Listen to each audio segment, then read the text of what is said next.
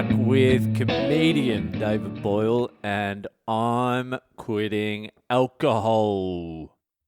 I watched the Friends reunion last night. I was forced into watching it. My wife wanted to watch it, and I'm going to be honest with you, I kind of wanted to watch it a little bit too. I wanted to see who the fucking train wrecks were. I didn't give a shit about the reunion. I didn't even watch Friends growing up. I can't remember watching any episodes growing up. But I did watch a lot of Friends when I first started traveling to like Southeast Asia, Thailand, Cambodia and Laos and all that sort of shit. Because the only thing they played on every single fucking screen, in every single bar, restaurant, cafe, in all of Southeast Asia was repeats of Friends. It was the only thing they fucking played. So back in the day, early 2000s, there was no Wi-Fi, there was no smartphones, there was fucking nothing. All you could do was go to an internet cafe or sit in an actual cafe and buy a beer and watch Friends to get over the hangover. After a huge night out, you would just go to a fucking cafe, chill out, and watch Chandler Bing say some fucking ironic shit. So after a couple of months of getting drunk and then going to a cafe and watching Friends for about 8 or 9 hours, you begin to associate Friends with comfort and healing. It was a Pavlovian response. Towards the end of my first trip to Asia, Friends was like taking 2 Valiums. It just relaxed me. It took away all my anxiety. It made me feel better. In the end, I was carrying around a fucking photo of Ross in my wallet. But I really still do not give a fuck about Friends at all. I was a Seinfeld guy. Seinfeld is still probably the greatest show ever made. I still watch episodes every now and then, and it's still fucking funny. The only thing that ever came close to Seinfeld was The English Office. That was a fucking masterpiece. And can you fuck off The American Office? People still ask me to watch The American Office. Fuck The American Office. It's trash. I've watched like 3 episodes and didn't even get a quarter of a fucking giggle out of any of them. The English Office is a fucking masterpiece. Every single movement, every single mannerism is a fucking joke in that show. It is pretty close to perfection. And the other day, fucking another show the Americans fucking butchered. Shameless. The English version of Shameless is one of the greatest shows ever made. So underrated. I don't know why everyone doesn't talk about it. Still, the English version of Shameless is fucking unbelievable. The American Shameless, I had to turn it off. William H. Macy is the Frank. I don't know the name of the guy who played Frank in the English version, but he literally looks like an alcoholic that's at a bar anywhere. He's probably still there. He was fucking perfect. I don't know why they try and fucking improve these shows. I'm sorry, but the English do it better. Actually, fuck, except for cartoons.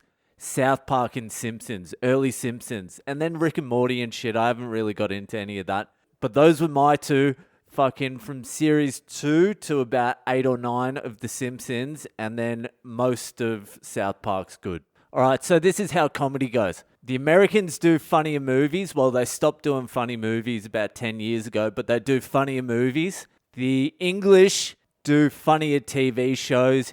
You've got The Office, you got Extras, you got Peep Show, you got a fucking bunch of others. That other one with the fucking school kids. Then the Americans do funnier cartoons. It's not even a competition. And then the Americans are also funnier stand-ups. So it's really a battle between England and the US. I don't know how China and fucking Germany and Japan and all that are going on the old comedy front, but they're lagging behind.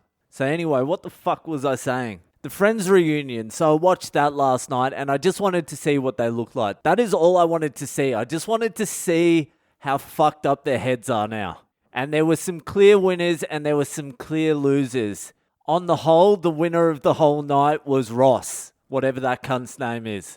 Ross is still looking pretty good. He's got some thick fucking hair.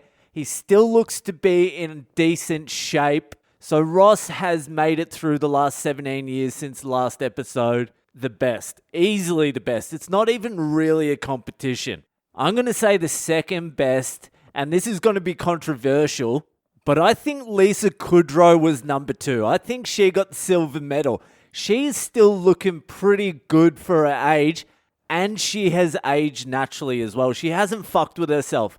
Some people might say Jennifer Aniston and Courtney Cox are still looking pretty good, but I think that was a little bit of a lighting illusion. If you looked really hard at Jennifer Aniston like I was, you would have noticed that her top lip wasn't moving at all for some reason. And neither was Courtney Cox's. I don't know what the fuck that is. It's some plastic surgery shit, but it's the same thing Caitlyn Jenner has. You know that old bitch? Yeah, she's got the stiff upper lip too. But it's real off-putting. Some of those close-ups on Jennifer Aniston, I was like, nah, you've chopped up too much. You've done too much rearranging. You should have just let nature take its course, because fucking Cindy Crawford walked out at one point and she still looks hot. And I don't know whether it's AI reading my mind or whatever, but one of those things popped up on my Facebook. Actresses that never had plastic surgery. And Cindy Crawford was one of them. I think she's like 65 or something now.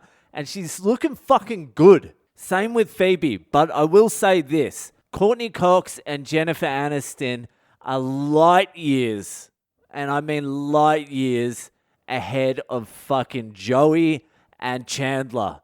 Those two guys are a fucking train wreck. Joey is just fat and old. He's got grey hair. He's balding. He's let it go. He's an Italian. He likes pasta. He eats lasagna. I understand that. I probably would have worked out a little bit before the reunion, but he decided to go with the old, I'll just tuck the shirt in, no one will notice, which is an old Boyle move too. Didn't work on camera.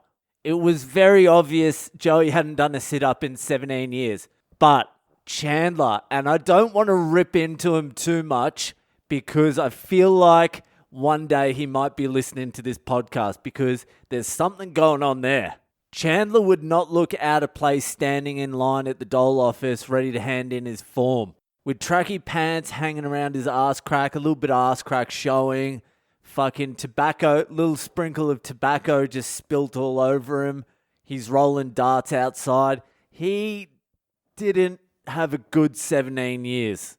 But that would have been so fucking hard. No wonder these actors and all that are fucking mental. It would be so hard just to sit there in front of the world and be judged like that. It would be so fucking hard. Because really no one gives a fuck about the reunion. No one wants to watch an episode.